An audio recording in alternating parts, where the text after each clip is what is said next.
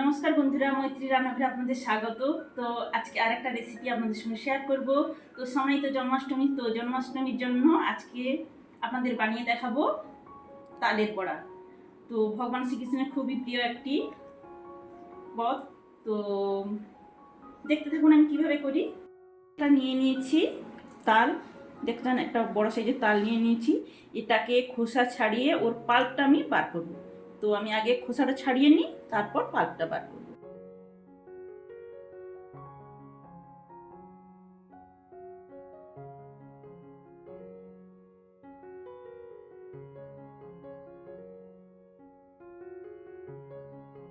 এইভাবে আমি খোসাগুলো ছাড়িয়ে নেব।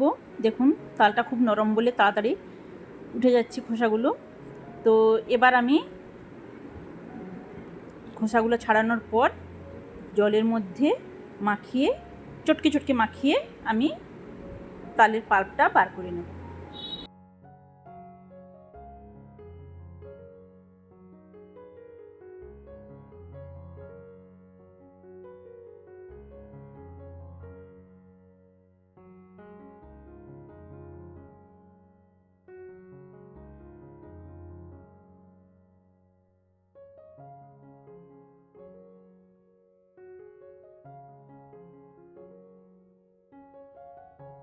দেখুন তালের পাল্পটা বার করে নিয়েছি, এটা কড়াইতে দিয়ে একটু ঘন করে নেব। তালের পাল্পটা আমি কড়াইতে বসিয়ে দিয়েছি ওভেনে আঁচ জ্বালিয়ে। তো তালের পাল্পটা ফুটুক, একটু ঘন করে নেব, তারপর আমি তালের বড়া বানাবো। তো তালের পাল্প তো আমি রেডি করে নিয়েছি গরম করে।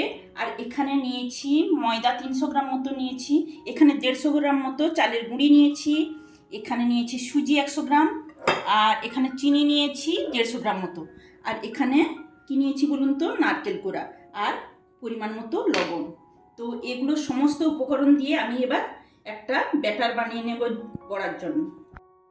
পাল্পের মধ্যে আমি প্রথমে ময়দা নিয়ে নিচ্ছি, চালের গুঁড়িটাও নিয়ে নিচ্ছি, সুজিটাও নিয়ে নিচ্ছি,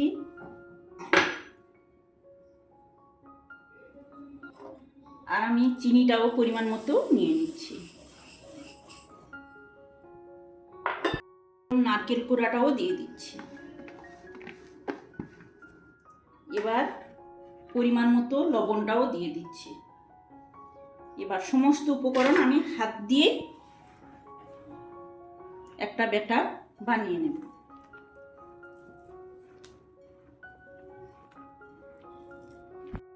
তো আমার বড়া ভাজার জন্য ব্যাটারটা রেডি হয়ে গেছে।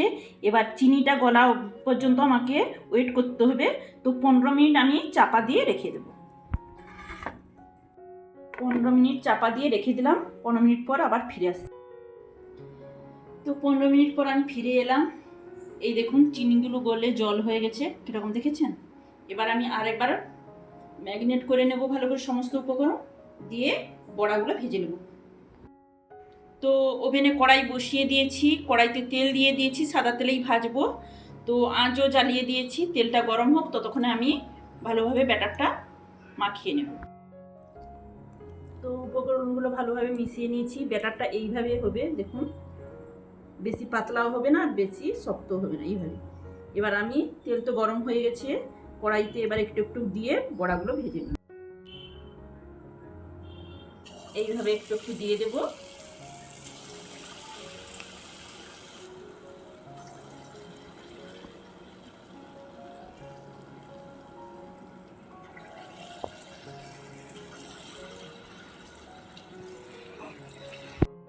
আমি একটু আরেক পিঠ উল্টে দেব, এইভাবে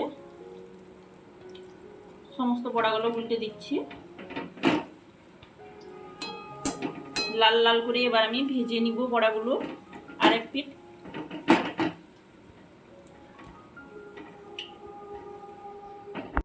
দেখছেন তো বড়াগুলো কি সুন্দর বাদামি কালার হয়ে গেছে, দারুণ কালারটা হয়েছে না। তো এবার আমি তুলে নিই।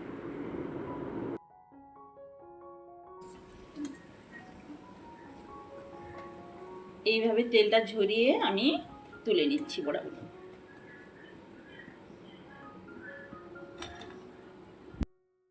তো এইভাবে আমি সমস্ত বড়াগুলো ভেজে নেব।